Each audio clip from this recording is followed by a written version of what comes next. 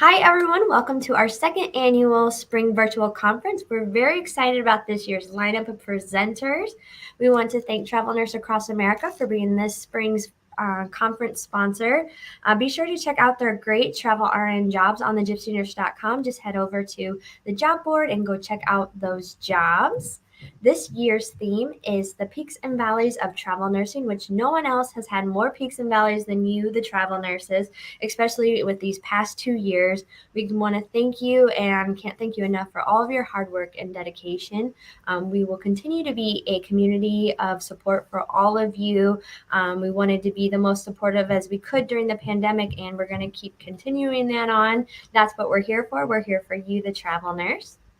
These next 3 days, we are going to be doing a giveaway. So how the giveaway will work is each day we will give away a $50 Amazon gift card or a Gypsy Nurse tumbler with a $25 Starbucks gift card to anybody that registers for an event. So if you go to the gypsynurse.com, visit our event page and register for any of the events, you will be entered to win the gift card or the Starbucks gift pack.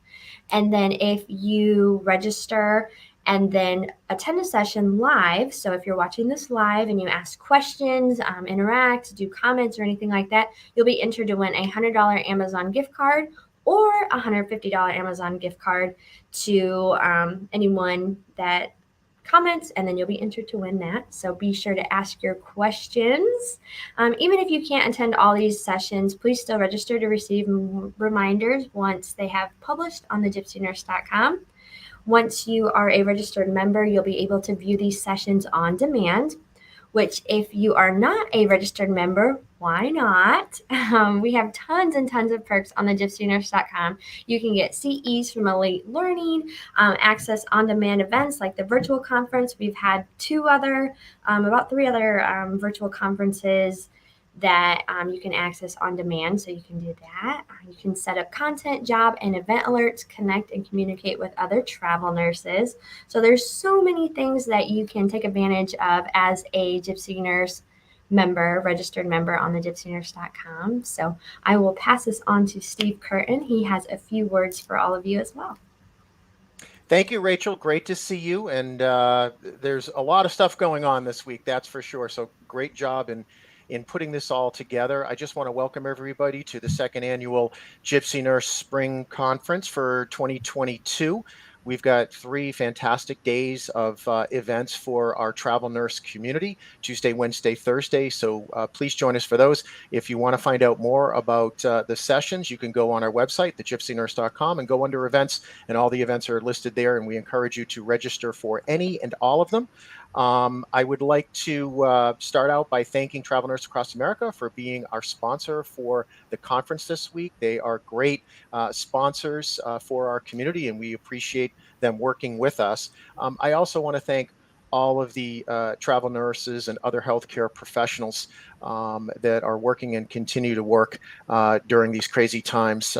We're basically marking 2 years into the pandemic now. And as Rachel mentioned, the theme of our conference for the spring is the peaks and valleys of travel nursing. And certainly there have been a lot of peaks and valleys. So we're here to support travel nurses, and we believe that our presentations will be helpful to anybody in the travel healthcare community. Finally, I do want to just give a little bit of a tease or a promo, if you will. Speaking of travel nurses, we are in the process of completing a survey of our travel nursing community. We are going to be putting out a report on the state of travel nursing called The Voice of Travel Nurses. And that should be coming out at the end of May. We have surveyed our community. We've had over 1,000 responses from travel nurses from within our community about their experiences over the past couple of years, their views on nursing, their views on the future, and so forth. So please be on the lookout for that exciting report. Again, The Voice of Travel Nursing, and that's due out in May, and we'll be announcing that over the next few weeks when it's available. So Rachel, at this point, that's all I have to say, which is unusual for me. So I'm going to throw it back over to you, and let's get to our guests. Yeah, thank you. And thank you everyone that took the survey. We're really excited for, to see all those responses. So everyone that was out there that took it, thank you so much. So now without further ado, we are kicking this spring virtual conference off with two fantastic keynote speakers. She might look familiar to you, Rose Fulton from TNAA. She's a VP of Recruitment, and Gena Deaton. She is a senior recruiting specialist. Joining them is travel nurse Debbie. So they will be providing tips on conquering the inevitable peaks and valleys of travel nursing. So let me bring them on. Hi, ladies. Hi, Rose. Hi, Gina. Debbie. Good morning. Thanks Good for morning. the intro, Rachel and Steve. We will let you take it away. Thank you. Thank you. Good morning, G. Good morning. Hey, Debbie, how you doing? Fine, just fine. Good morning to all. Good morning to all. So we are so honored to be here to share whatever it is that we can give to you to make your journey easier and to bring love and light to all of you. And we start when we get together at TNAA. We are a collective group of people who really care about healthcare workers. And it's not just our job, this is our vocation. So we want to take our energy and bring it to all the healthcare workers out there today, whether you are in housekeeping, whether you are a physician, whether you're a nurse, whether you are, however it is that you are helping patients and helping each other.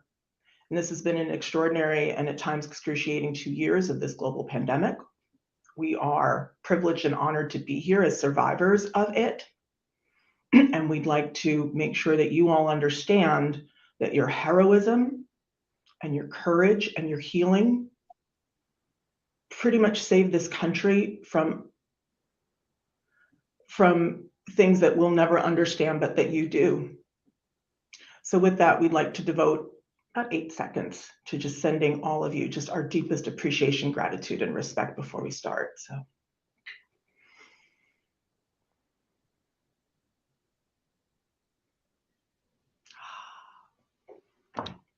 All right, invocation.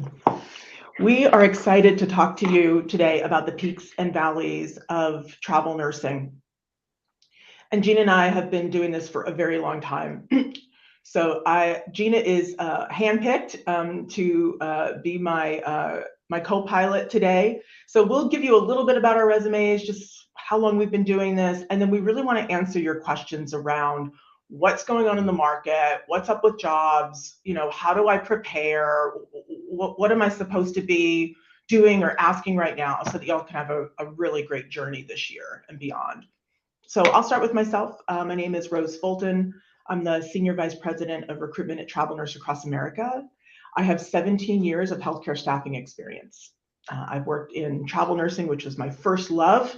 I worked on the physician side of the business and then came back to travel nursing. I lead up a team of extraordinary recruiters at TNAA, and I can tell you from experience that there are peaks and valleys that can be almost experienced on a daily basis in recruiting and in this industry. And my role today is to give you the truth.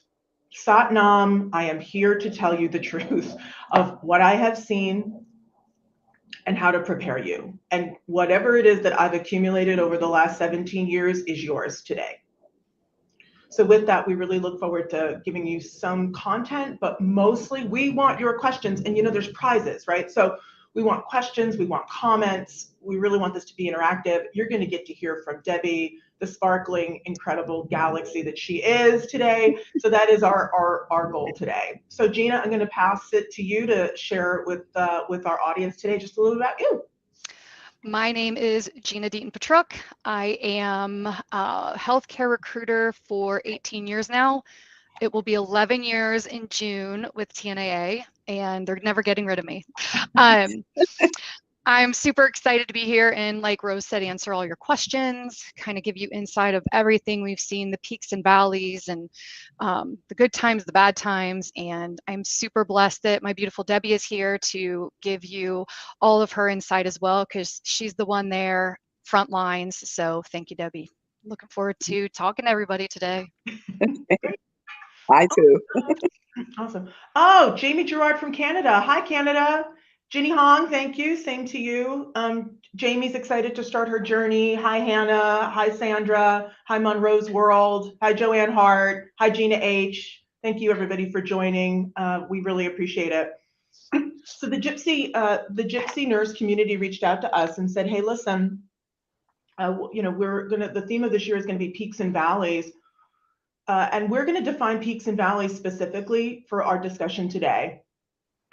So a peak is high jobs, lots of jobs, lots of jobs, lots of jobs, lots of jobs, lots of jobs. A peak would be there's thousands and thousands and thousands of jobs, and you're going to see them across a larger number of specialties, right? They're not going to be all OR or just only ICU. That's what we would call a market peak. And in the last 17 years, we've seen some pretty extraordinary peaks. Undoubtedly, COVID. The COVID peak was extraordinary. It hit a spring, sort of an April 2020 peak, with New York City needing thousands and thousands and thousands of travelers. And Gina and I looking at each other in complete disbelief because we had never heard numbers so high in our entire lives. That was a peak. There was a bottom in summer of 2020 that was very scary. And then we really started to see this very consistent build from the fall of 2020 into Q1 of 2022. Extraordinary jobs. Never seen jobs as high in our entire life. For our agency, TNAA, our jobs were 5 times higher than our pre-pandemic average. So there's jobs. The other time where jobs really started to peak, we had a really nice uptick of jobs in 2019 before the pandemic hit. The industry had an incredible coming out of the global recession. So some of you some of you may not even remember what happened in 2009. So we'll give you a little bit of an insight into that, because if you don't know your history, you're doomed to repeat it. That's right. Right. So we're going to talk about coming out of, it took literally 4 years. It took 4 years for the travel nurse industry to recapture its volume after the crash of 2009. So we saw really nice job volume happening in 2014, 15, and 16. So those are peaks. So Gina, tell us a little bit about peaks. What's the cool thing? What's the awesome thing about peaks? What's the not so awesome thing about peaks as a recruiter? The peaks are fun. There's tons of jobs. There's lots of opportunity. We can ask for some time off in the contract. We can pretty much, make a lot of money and go to some really fun places. So the peaks are always great, right? And I can say even through COVID with some of the peaks, some of those higher paying contracts, the downside of it is that, highest paying doesn't always mean the safest bet. So, but the peaks are great. I love the peaks. I wish we could live them all the time.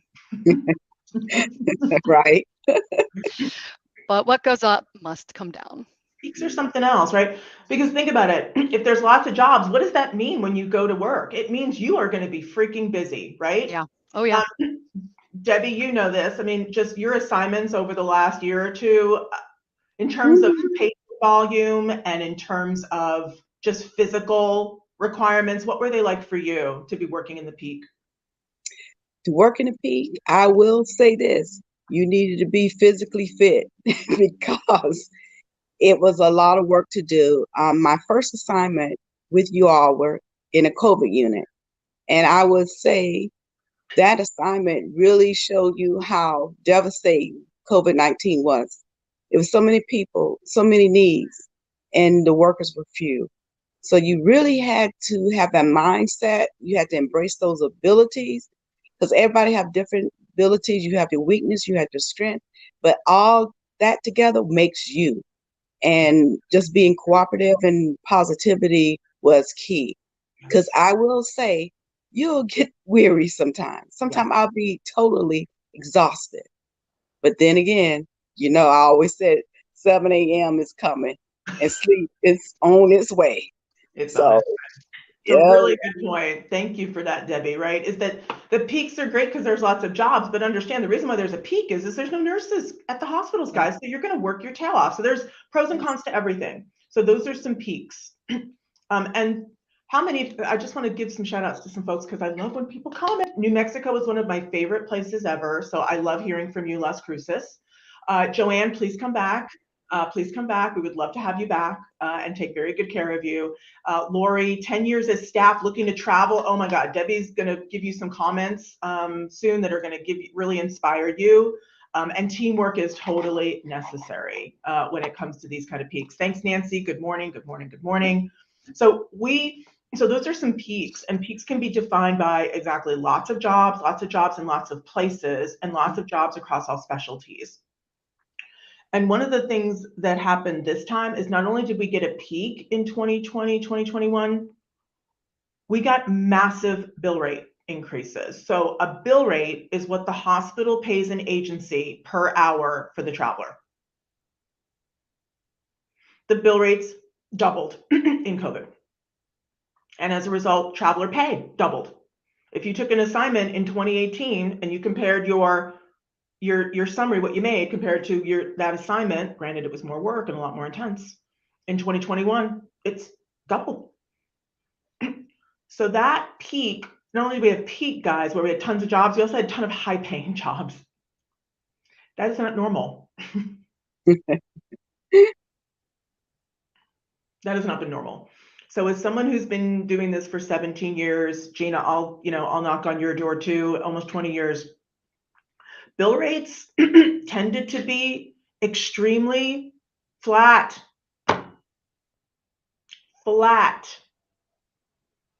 Like a cost of living increase, like maybe you'd see a 2% increase year over year, maybe. So when you're talking about being a traveler in 2014, 15, 16, 17, 18, these were pretty flat bill rates. So the jobs were higher, but it wasn't like the pay shot up. Gina, what do you want to share on that one? As far as the valleys go, yeah, I mean, we were talking the other day and somebody said, what was the pay before COVID? Gosh, it feels like, forever ago. And yeah, they were flat. So it was kind of like wherever you went, the pay was pretty steady between certain states. It was definitely a lot more just steady, right? So wherever you wanted to go, you kind of knew what you were going to make as a travel nurse. But it's hard to remember back then. It feels like forever ago. I feel like we're all kind of shell-shocked. Yeah. So we saw this high bill rate climate, and Gina H is on there with me, who spells her name like yours, which is really great. Nice. So yeah, Gina, exactly. The bill rates are definitely trending down. Mm-hmm. The bill rates are trending down. They're double what they were. So right now, depending on your specialty, depending on the facility, depending on lots of different factors, you're going to see bill rates down 15, 20% from the peak. Mm-hmm. That's still 80% higher. Guys, this is where the recruiters come in to be like, okay, let's just break it down. Like let's break it down for you. They're still 70, 80% higher than they were in 2019. So everything is relative. So we're here to give you an education on that, is to really understand that yes, bill rates are dropping, but we are not seeing them drop to pre-COVID levels. They're still so high. So for us, these feel really high. I get it.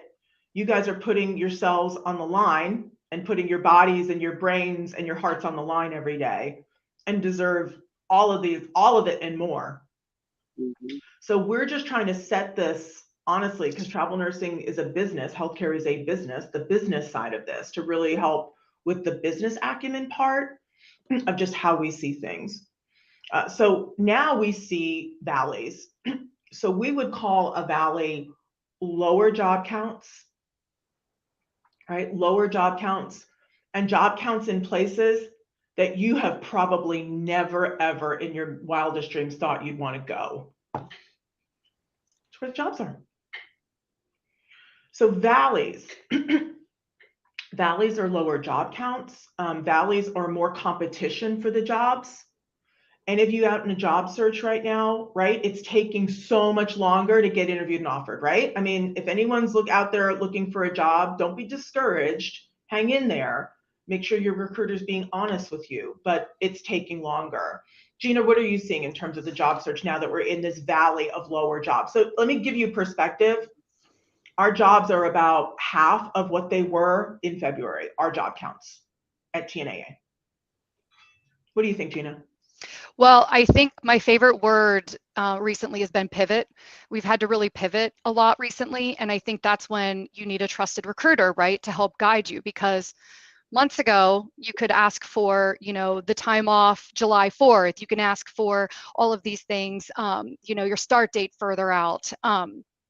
But the thing about it is that now we're in a time where they're not approving the time off, and we have to be way more flexible in where we go. And again, Debbie and I have talked about this too, 13 weeks. So it may not be the number one location you've ever wanted to go, but your recruiter is going to guide you to a job where we're going to get you booked. I know that some of my nurses months ago, again, could get a job first file out, they get the interview, they get the offer, and now it's taking multiple files out. But again, if you get a recruiter you trust, they're going to sort of direct you to the hospitals and the locations, the hospitals they have really good relationships with, to get you that interview a little quicker. Great feedback. What are your thoughts, Debbie, about, do you feel a valley? Do you feel things slower at the hospitals right now in terms of census and in terms of acuity? Like, what's your experience like now being on the floor as a traveler in a quote unquote job demand valley? Well, from my point of view, I don't see anything slowing down. The rates have dropped, but the work is still steady. The burden of carrying the number of patients you have to attend are great. The needs are still great. So in that regards, you have to be flexible because it is what it is. There's a lot of sick people out there, and it's not all COVID. So the reality is the work really, I would say, the intensity of the work as a travel nurse and what I'm running into is still the same, but the pay rate is dropping. So for me, it really doesn't matter what the pay rate is going to be because the work is still going to be there. Beautiful. We're going to talk about different motivations to travel, like in this conversation, and then we can talk about what's this a good market for, and then just having realistic expectations. We're going to touch on all that because I think that's important. I've got some great comments that I want to just address. I want to see the people. I see you. So as an agency, how concerned we are not concerned at all that Congress is going to put a pay cap on. That's ridiculous. It's ridiculous. There's no legislation been written. Who the hell would put forth a bill to freaking cap nurses? That's political suicide. That's crazy. There's an intense shortage. That's just fear and hype, guys. Just turn that down. Put that out of your mind. That's BS. That's clickbait to get you pissed off. Don't buy into it. I agree with you, Tina. Bill rates are still all over the board right now, and there are going to be some places where the bill rates are always going to be higher. So that's really a keen insight, Tina, is that the Northeast is going to pay better than the Southeast. California has, just built-in, aspects of just how overtime is written, and just California is just going to be a high-paying state. Washington State, right? Oregon, you're going to have certain parts of the country that have always had a reputation in good times and bad to just be better paying states. So, and ratios can have something to do with that. What do you believe caused this current valley we are into, Tina? A couple things: COVID units, right? And COVID admissions and COVID acuity has really kind of died this down. I also think budgets. So there are hospitals, CFOs and hospital CEOs who are looking at their balance sheets and going, whoa, we got to pump the brakes, and we've got to be creative, and we have to really think about how we're leveraging travelers. Gina. Also, the seasonality of it is impacting jobs going down. You've got a lot of new grads coming off too, but historically speaking, we always kind of see a little bit of a slowdown this time of year. Okay. Thank you for that, Gina. I told Gina, bring up seasonality. Remember. It's a big deal. It's huge. And then in the fall, we'll see an uptick again. It's always. Yes, 100%. 100%. Q2 is always like an exhale after Q1. And then it's like getting ready for fall and winter. Absolutely. So hopefully that helps Gina and Tina on some of those questions and just why hospitals are pushing back. I think the other thing that's happening too is that unit managers, CNOs, nurse leaders, they really want to get the most that they can out of the traveler. I'm just putting this out there, guys. So they're looking for the flexible, the team player, the old-fashioned traveler, right? Who had to hit the ground running, who went in to fill a need. The days of, I'm going to compromise my experience requirement, I'm going to waive the license, I'm going to waive this certification, I'm going to waive that, I need you, just do anything. Those days are complete, and that chapter has closed.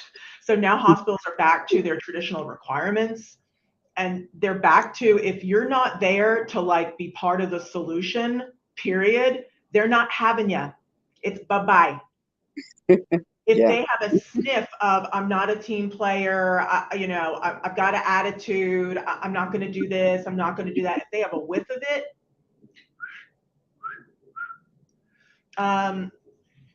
agreed, Sandra Scott. Yeah, can't cap travel. Cost of living is higher in those states too. I agree. I live in Washington too. I live in Vancouver, Washington, Gina H. So hey, Washingtonian.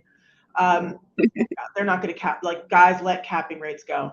Such a great experience shared, even with the valleys being discussed. Would you say that this is still a good time for experienced nurses to consider travel as a career option? Great.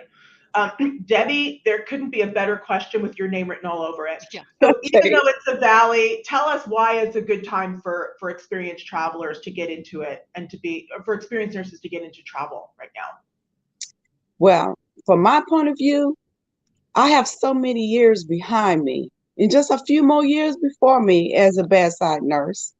I always liked bedside nursing. That's why I never went to go get a higher learning, as they used to call it, or advanced degree. But I mean, with all your experience, all your abilities, and that wisdom that you have, you can take that and go anywhere you really want to. It's all about attitude. Attitude, that little thing, it's the tiniest little thing, but it's the greatest. It's a big deal that will help you be successful as a travel nurse. I encourage it. I would tell you, I never thought in a million years that I would ever been a travel nurse. But here I am. And I will tell you, I'll never regret that decision. I just turned 61 years old this month. Happy birthday to me. Happy birthday to you. Yeah, thank you. And I'm just glad that it was the best decision in my whole life as far as career-wise go, because now I'm going to take this opportunity for the few years I do have left and see some places that I've never seen. And I'm really excited about it. And it was a conversation of a stranger with my husband that got him on board. It's amazing. I'd love to hear about how you got your husband on. Tell us about your husband, and then tell us about how you got him into the travel lifestyle with you. Well, my husband, you know what you see is what you get. And he always been supportive with me or for me. He always been there. He's my biggest cheerleader. And really, he struggled with the idea of me being a traveler. I did regional travel. He struggled with it. And we went to the car dealership, and he met this man. You know how you just strike up a conversation with a stranger because you all sit in the same room waiting. And he was getting a part for their vehicle because he said, yes, I need to get this part so my wife, who is a nurse, to go to her next assignment. And he said, oh, your wife a travel nurse? So is mine. My wife is a travel nurse. He was saying, good. He said, are you taking advantage of that? Are you going sometimes with her to these assignments? And he was just saying, Well, no. He said, why are you waiting? the mechanic helped you get your husband onto the travel bus, is what you're telling me right Divine Yeah. intervention. Yeah, just a conversation with a complete stranger. And I guess I was telling my husband the same things, but it sounded different coming from a stranger. And then he's hooked, and he can't wait to see what the other possibilities would be in the future. And I said, wait, let's deal with the present first. Okay, guys, and we're getting such great questions out here. Well, first of all, Debbie, you've got a birthday train going here. JC, okay. Monroe's World, Nancy, Sandra, Fred, everybody's like, happy birthday, Debbie. Yeah, So happy thank you. birthday to you. Great question from our New Mexico lady, I think, which was, where are some of the places that you've enjoyed traveling? Where have you been, and what's on your bucket list, Debbie? Like I said, initially, I had to get my husband to embrace the idea of traveling. I did regional work, first of all, but I've been there, done that. And the way the scheduling, like I said, when you're a travel nurse, the way they schedule, you got to be flexible. And there was times that I didn't get a chance to drive back home to see my husband because he has his own, he's self-employed. So the difficulty of going back and forth was there, and there was nothing I could do. But I just took the opportunity to say, wait a minute, hold up, wait a minute. If this is what's going to happen in regional, then I might as well go out of state because it's the same difference. Right. It wasn't no difference. I couldn't see him, and I'm exhausted, and he's exhausted. We can't see each other like we hoped because the schedule I was given promises, but they did not keep them. But that's another story. But it is what it is. And from that on, my husband, he just got hooked, and so he's really embracing the idea because he'll come back and fly back and forth to see me from time to time. Yeah, sometimes it's right. It's cheap with gas. Sometimes, I mean, bear with me. I don't want to open up a gas conversation, but with gas prices in your time, sometimes it's cheaper to fly. I mean, if you're taking an assignment near an airport, like we talk about that in Seattle, you can get anywhere in the world from Seattle or Dallas or LA or whatever. So that's so awesome, Debbie. There's a lot of folks here who are really like loving the fact that you're in your 60s and you look amazing, and that you're just doing. We can still sparkle, girls and boys. I'm We can sparkling. still sparkle. We're not. Oh no, never giving up. Never giving up. I love this. People are really motivated by this, Debbie. I'm getting lots of. Don't be afraid. Don't be afraid. Embrace all of you. I'm not the latest and I'm not the greatest, but you know what? It's about just trying to be the best that you can be. I don't watch other people or worry about anybody else. Just focus on you. Because like they say, what is confidence? Not comparing yourself to nobody else in the room. Amen. That's all it is. Do you think I type as fast as the younger nurses? Amen. No, but they sure help me out. So we all embrace our gifts. And that'll make you a successful, traveler. And can I interject one more thing? Please, you're not interjecting. You've got the floor. Oh, I got the floor. And you all mentioned about the importance of having a good recruiter. And I would say that's everything. That's golden. And I heard of Gina years before I even thought about traveling from another travel nurse. There was a couple of travel nurses that was with you all, and Gina was a recruiter. And they were just saying how super supportive she was and everything, all the good stuff. And so here I am, full circle. Like I said, I'm 61 years old, and I never thought I would ever entertain the possibility of travel. But here I am. Never say never. I love it. And having my first conversation with Debbie, it was one of those that I was so excited for her to come on board with us. And Katie and Allie were the nurses that referred them. And I'm still great friends with Katie and Allie. I adore them. So happy that they told her about us. And yeah, I'm just so blessed that people like Debbie want to do this. I mean, truly, it makes my job so fun. I just love working with people like Debbie. Beautiful. And I would implore even like the baby boomers. That's what I am. I'm at the tail end of it, and I will embrace it. Mm-hmm. All that experience you got, you might as well use it to the max for the time we have left to be actively on that bad side, because it is getting tougher. And those who can relate, I would say we are dealing with a more complex patient. They're sicker. You would think they would be more healthier back in the day. If you all can I'm talking back in the 80s, babies. That's where I'm at. The patients were different as far as the health, but technology, medication was different. So now with all this advancement in medicine, we have a totally different patient now, and they are more complex and sicker. That was my observation for all my years of nursing. Even when AIDS came out, I was 23 years old. I lived through that. I had to deal with that. Many tears were shed during that time. Oh, Debbie, I've got chills.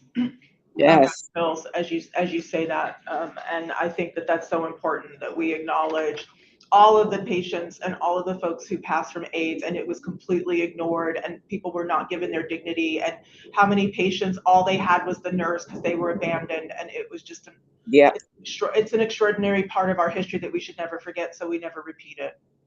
Right. I've got a couple of questions. I love all of this. I love you, 56 years old. I love you, 62 years old. I love this. I said to Gina, listen, like all y'all young nurses, I love you. Like we need you, bright-eyed and bushy-tailed. I said, I want diversity. I said, I want some people who got some tread on the tires on this panel. So Debbie, that's what I was looking for. I tell people, I'm like, I want grandmas. I tell the marketing team, get me grandmas, please. Because as you all know better than I do, but I listen to you. And that value, I wish we all, like I said, the baby boomers, we have a lot of values. But you gotta embrace it. And units are missing that, right? That's right. I hear from travelers all the time that they're the most experienced person on the unit, that they're the oldest person on the unit, that when you look at the Great Resignation, it's nurses in their 50s and 60s, right? 20% of nurses have left the profession. So as travelers, y'all, when you've got that experience, man, you can go to a part of the country and not just take care of patients, but you can make an impact on your fellow sister nurses and other healthcare workers, right? You become the light and you can help motivate others and get better outcomes. Someone asked me a question, just gonna do a little question thing. Someone asked me a question about bill rate and pay rate. Bill rates and pay rates are not the same, but pay rates are based on bill rates. So each agency, right, is given a bill rate. Each agency has different benefits. Each agency has different pricing models and pay packages. So that's what you look at, is what your agency is putting on their website, and that their recruiter can explain the package to you and what comes along with the package. Every agency is different. Not all agencies are created equal. Gina is a dynamic recruiter, so thank you for acknowledging her. She's got a fan base out here. We're going to talk about recruiters next. We're going to talk about recruiters next. But but thank you for asking that question. I love questions. Thank you for getting yourself educated today. Thank you. Could I interject something here? Please. Talk about building. I think when anyone select a travel nursing agency, it's what your needs are. My needs were, I needed some great benefits, health insurance. I wanted somebody with a 401k. I didn't think it was possible, to tell you the truth, but those were the things that I did seek in my journey in searching when I decided I'm be a travel nurse. So whatever is important to you, as far as what your needs are, because I found a good place for me, and I can only speak for me, but at the same token, I feel like, well, it's like I'm working in a hospital because I got my 401k and I got that great Cigna insurance. My husband loved that insurance. Okay, I just side note, he really loves that insurance. But then for me, that's everything. That's what I seek. That was the first and most. So whatever decision people make on that, that's why it varies in what you want. Some people just want money, right? Don't care about the insurance or benefits, whatever. So whatever your needs are, make it fit for you, because that's how you're truly going to be happy. Right. See, for me, as being an older nurse or seasoned nurse or active adult, as they like to say, I look for benefits, because as I age, my needs are going to be greater. So for me, benefits are everything. Money's okay too. I'm not gonna diss the money. Right. Oh, of course. Okay, let's be honest, it's okay too. But unapologetically want to be well paid. Yeah. Not apologizing. Nope. Yeah, but then I wanted great benefits. So everybody, when so in your journey of making your decision, decided what is it that you need the most. Yes, yes. Good advice. Great advice. Let's kind of morph over, like let's get on this recruiter, the agency, how to pick an agency, like what's a recruiter, do I need them? And I think that, and I'm going to turf this to you, Gina, which is when you're in a peak of travel nursing, going back to our original title, a peak of travel nursing, and there's tons of jobs and the pay is through the roof and you can get a job in 5 minutes and everybody, right? When there's a peak, it's a different market. And lots of nurses got on the peak bandwagon. Yeah. Yes. They wanted to make the money. They saw the money. That's the only reason why they're traveling. They're doing this for the money. You better have saved your frickin' money, because you're not going to see that money again. Like, seriously, God forbid, because to get that kind of money means that the healthcare system is on the verge of collapse or may have collapsed, and there's crisis. So nothing's for free. But understanding that when it's a peak and the jobs are plentiful, yeah, self-service could be a great option. Or, yeah, you know what, maybe things don't matter. You don't really care about the benefits that much because you just want all the money in the paycheck. But then we reach a valley. Gina, I'd love for you to share with our community out there. Another happy birthday, Debbie. Thank you for Debbie. Thank you all. Thank you all for those blessings. Gina, I would love for you to talk about when you're talking to travelers from other agencies, because that's what recruiters do. They recruit and they're talking to travelers from other agencies. What are the things that you're hearing that these travelers are looking for? So I'd love to hear things like response time, because that came up. Oh yeah. Response time, like getting back to me. Someone said, I can't get a recruiter to respond to me. And I'd like for you to talk about how a seasoned recruiter can help a traveler through the valley. I mean, honestly, a seasoned recruiter is everything, because this entails a lot of information, understanding taxes. We're not tax experts, but, there's definitely a lot that goes into that part. So you want to understand all of that and have a recruiter that you trust that's giving you accurate information. I think, a lot of things sort of changed through COVID, and why you choose an agency. Like Debbie said, she chose for benefits. I think things that stood out to me in talking to other travelers were, a strong HR team that's backing you, mental health benefits. That to me, I mean, I could tear up just thinking about how important and crucial that has become in the last couple of years. Something I talk to every nurse about. Making sure that you're with an agency that's joint accredited. That's huge. The paid sick time. The paid sick time was just a lifesaver. And, it was important before COVID, but it honestly was everything during COVID. All 50 states. Yeah, yeah. Look And for you started agencies that have it, absolutely. I think probably one of my favorite things about talking to other travelers is getting them to understand that they don't just have me. They have an entire director of nursing team that is here. And I know, Debbie, you've met a couple of them. Oh, yes. This team, I couldn't have done this job without that team. And they're amazing because a lot of them were former travel nurses. So they've been in your shoes, they understand what you're going through, and they're everything. I don't know that I could have gotten through the last couple of years without them too. So, those are the big things I talk to other travelers about, because, when you say, do I need a recruiter? I would love to think you need a recruiter, but the best part is you don't just have me. You have so many other people at this agency. So I hope wherever you go, whoever you choose to work for, that you feel that support, because you deserve it. Exactly.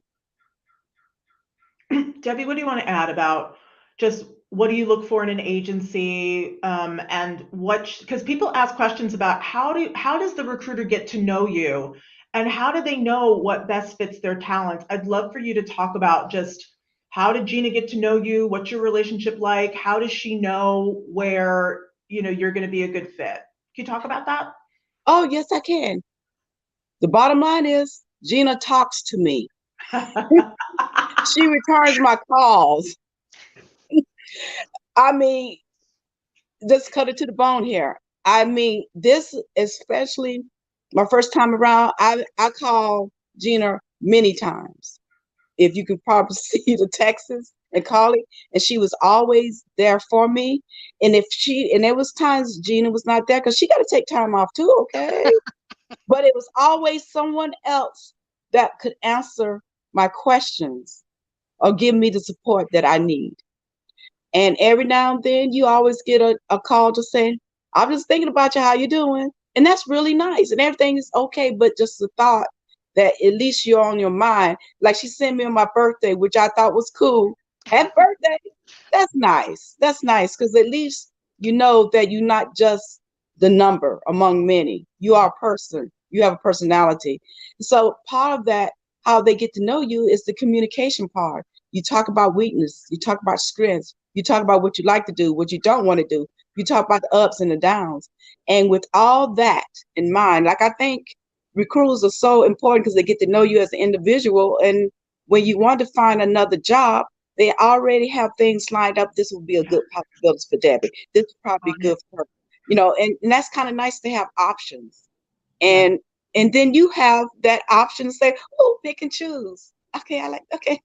And sometimes the jobs get too hard. Sometimes I call Gina, I just need a sounding board. And she'll talk to you, then everything be fine and hunky-dory, and I can go on about my day. But if you don't have a recruiter, I have met travel nurses. Even when I was at my first assignment, they decided, and they were younger nurses, and they decided to go on their own, and they didn't have they didn't have a recruiter. I don't know how that works. Right. But then I saw her again in 2 weeks, and she said, Miss Debbie, that's what they call me. And I glorify, I love that title, Miss Debbie. She said, Miss Debbie, I couldn't do it. And she was so awesome where she was at. I said, what do you mean? What happened? I said, come on, man. She was a virgin. She said, come on, girl, talk to me.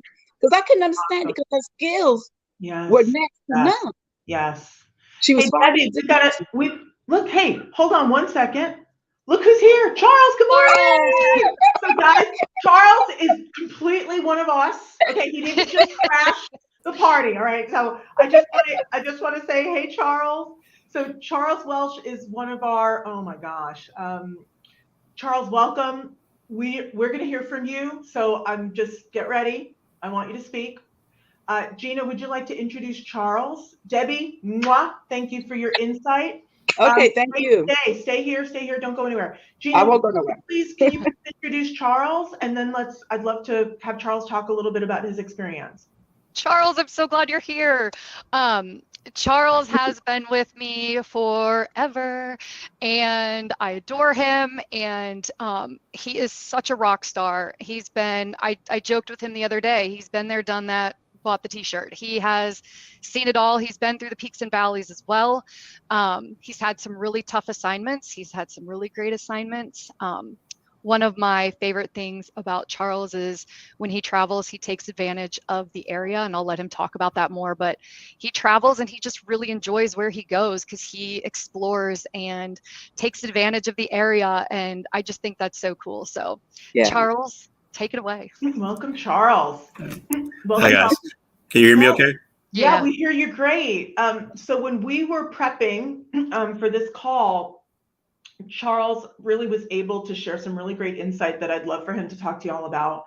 One of the things you talked about, Charles, was just what's it like on the unit today and just the turnover and just how to get through a shift successfully. And would love to hear your insights on just how to advocate for yourself. So I'm going to give it to you. That was pretty much the first thing I realized, that I went in with the wrong attitude. When I first started, I was told, don't make waves. You're there to help. And that kind of leads you down the wrong path because you take a lot of abuse that they really don't need to. And you're afraid to ask for help. You have to treat yourself like you are part of the team, or they're not going to treat you like that. If you need something done, or if there is a problem, speak up. If it makes management unhappy, you still need to speak up. I was at one facility where we came in and they were wanting us to go to the floor where their telemetry servers had gone down, and their solution was to put all the patients on life packs instead of having them on telemetry. And some people went on the floor. I didn't. I refused to go on the floor until they actually came up there and took responsibility for the fact that it was a very unsafe situation.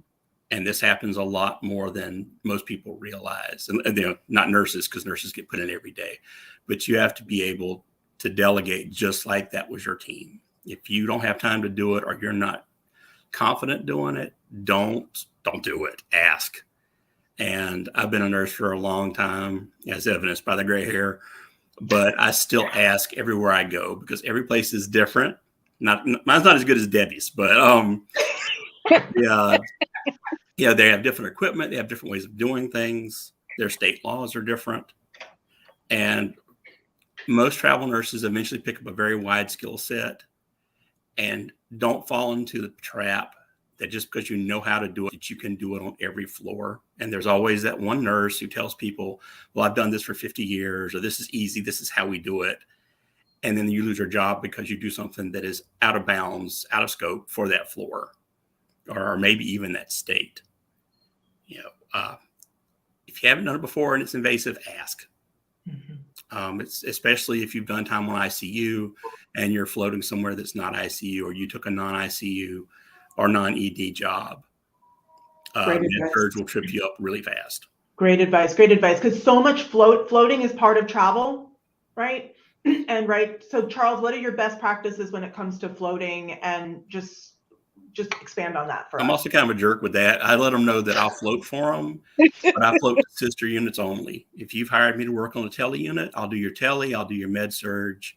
I am not going to ED for you, and I'm not going to go like to OB or anything to do with women or children, because that's not my thing. And some hospitals will try to lure you in. They're like, we just want somebody there. You'll only take X type of patient.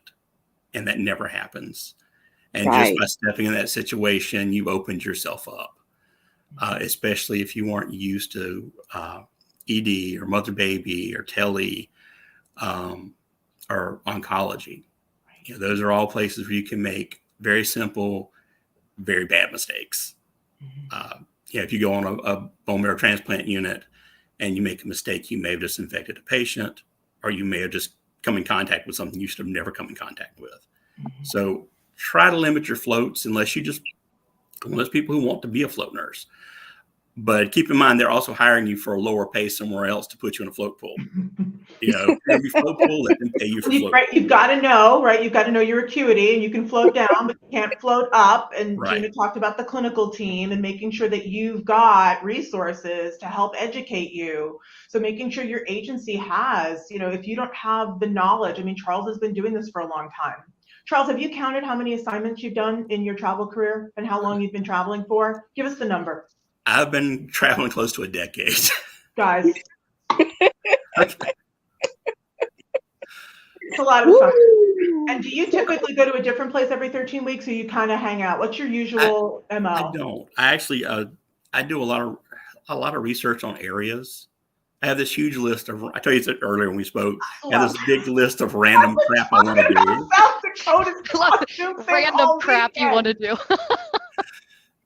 You know, and that's how I go. I'm not going for the money 90% of the time. I'd like decent pay, but I want a decent hospital, and I want something to do. I don't want to go to some state or some empty town where there's nothing to do.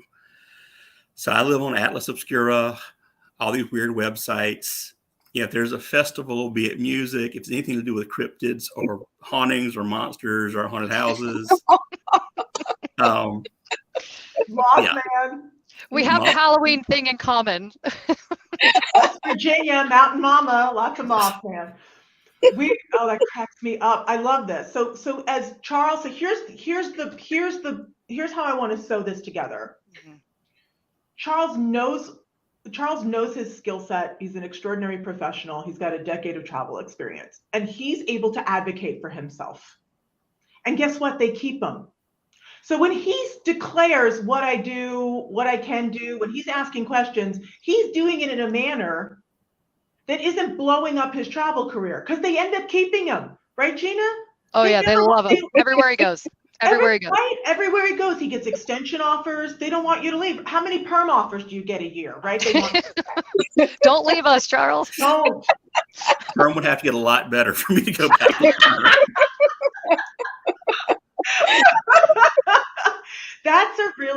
that's the thing I wanted for you all to learn. And we're talking about this a lot. Debbie's wisdom, Charles, was about just the acuity of patients and how different it is and how sick people are. And post-COVID, the cardiac's crazy as we read, right? The mental health issues are off the charts. And all of that is participating in a disease process, right? And then you've got nurses who are exhausted. I mean, and everything is just intense. So it's very important that y'all are able to have a successful assignment, whatever that means, but also too that your patient care is where it needs to be, because that's what you're there for. Charles, tell us, about experience. And Debbie was talking about the experience that she has and traveling later in life. But how do you help other travel, like the perm staff? Like you were talking about, the turnover on the unit that you went to, and how so many of the nurses, like the most experienced nurse who had 3 years of experience. You want to talk about that a little bit and how you help others? A lot of them will actually look to you for advice, especially if they think you've been a nurse longer than they have. And if you're a traveler, they're going to assume you've been a nurse longer than they have. Probably the youngest charge that I've had been a nurse for less than a year. And this was on a PCU unit. It was packed. It was I'm trying to think of what the term is, but basically it's a variable acuity unit. It's an ICU and a PCU. You just change the treatment. You don't move the patient. And, this person hadn't had a year experience yet. More recently, we had people on the unit I'm in now who actually didn't know what some of their equipment did. And this isn't complicated electrical equipment. This was, it was a connector to make draws off of a line with, and they never knew what it was for, which is why they always had it in stock, because nobody was using it. But you're seeing a lot of new people because all the old people are either quitting because it's too hard, too dangerous, too risky, or they're leaving to travel because they're getting paid what they're worth. And also, even if the pay isn't much better, you can do anything for 13 weeks. The burnout is so much less likely if you travel. That I was ready to leave whenever I started traveling because I had already burned out where I was at. We kept getting to be team player speeches. And the entire time they're telling us why they couldn't pay us more, they were buying a $700 million campus somewhere. And now that particular hospital system has been bought by 2 other hospital systems since I left. So they weren't even managing their own stuff right. They can't possibly manage yours. But brand new travelers, one, the pay is not always what it has been the last 2 years. It's still good pay. It's better than what they're paying you when you were homegrown. But I see people, especially on Facebook, how they're not going to go anywhere for less than $5,000 a week. Well, good luck with that, because there's some of them that are out there like that, but it's slowly going back towards what you had seen previously. And it's still good pay. And you have to recognize it's still good pay. I don't think anybody realistically thought the $7,000 and $10,000 contracts were going to last. Thank you for the truth. That was my preamble to this, which is we're going to tell you the truth today, and that it is really important that people understand that if some people, you're right, they kind of were in this fog that this was going to be forever, or they didn't have a recruiter telling them the truth, or they didn't have peers telling them the truth, or they just chose not to know the truth. So that's what we really wanted to share with people. And I think, Charles, what we talk about at TNAA is that not everybody's our nurse. Not every nurse is our nurse at TNAA. We don't just travel everybody who applies with us. We're very picky about the type of traveler we want to work with. And you guys can see Charles and Debbie are perfect examples. They're exceptional clinically. They've got an incredible attitude. They're doing this for the right reasons. They're not money mercenaries, right? They are doing travel for the freedom, the experience, right? To deliver quality patient care, to make, right, the unit a better place, right? For their coworkers and for the patients. And that's if that's your motivation, then you've got to find an agency that aligns with that. And if that's not your motivation and you've got different motivation, you've got to find an agency that mirrors that. But to Charles's point, those crisis contracts, those FEMA contracts, those are that chapter is completed. And now it's traditional travel, which may not be for some of you guys, and that's okay. It's your career. So we were talking too about, I want to give a shout out to Becca. Hi, Becca, how you doing? You got a fan out there, Charles. Becca is like, you're your own best advocate. Charles, like, thank you for your insight. Absolutely true. So I'm following the chat. Charles, I'm multitasking, which I don't do very well. It's still great money and so much less hassle. It's a great fit for your lifestyle and stage. Thank you, Becca, in life. Thank you. Thanks for, it's cool. So that's one of the things as we're at 9 o'clock. How does this happen? We are at completion of our time. So I don't know how much longer they're gonna, I mean, I don't know if this is the last call or I can still get another drink. The music's gonna start playing. This is the last call, or if it's like you're out, like if you don't work here and you're not sleeping here, you gotta get out of here or whatever. But it has been an awesome, this has been like always, I could talk to you guys forever. I wanna give a shout to Gina, my incredible co-pilot. So thank you, Gina.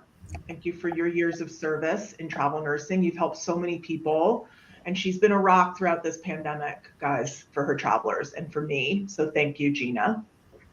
Debbie, you brought it, and I just want to say you are an inspiration, and you have done, your karma bucket is really overflowing today. So thank you very much for sharing your wisdom and helping everybody out there. Charles, you brought it. I was like waiting for you to get here. You got here, you delivered. He packs a punch, man. It doesn't take him a lot of time. He just goes in and it's like right to the heart of the matter. Charles, you really took our conversation to the next level and took it where we wanted to go as we complete. And then I want to thank Rachel and Steve for this incredible opportunity to share what we know with you guys. And hopefully we've created, my goal today was to feel empowered, to be kind, and to give you reassurance and information. So hopefully achieved. So I give it back to you guys, Gypsy. Thank you. So I wish we could have you talk all day. We should just have a 24-hour station with Rose and Gina. I think that would be great. There's so much great information. I can't wait for everyone to hear about it. And thank you guys so much and for everything that you do. Yeah. Thank you all for joining us.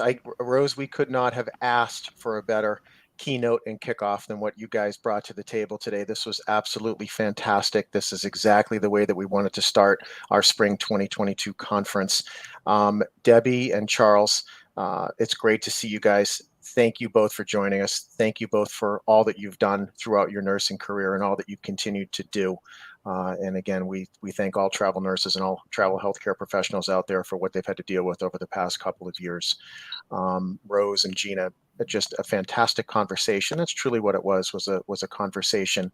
And in terms of the peaks and valleys of travel nursing, I think you guys have demonstrated and spoken to that. So we want to thank all you guys for joining us today. We could not have asked for a better keynote and kickoff to our 2022 conference. And we have more great stuff coming up. We have a 3 o'clock session, a 7 o'clock session today. We have sessions on Wednesday and Thursday. If people want to find out what's coming up and how they can join, just go to thegypsynurse.com and check out the events page, and you will see what's happening, and we encourage you to register. So thank you guys all for joining. Rachel, I'll leave it to you to wrap up here. Yeah, keep traveling, everybody. Keep traveling. Keep traveling.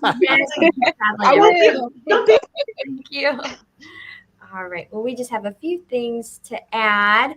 Like Steve said, if you want to see who else is coming on this week, at 3 o'clock, we're going to have Brandy Pinkerton, our friend from Travel Nurse 101. So she's going to talk about handling that first assignment. So we do have a lot of new people that I've seen come through our registered members and our Travel Nurse Network group.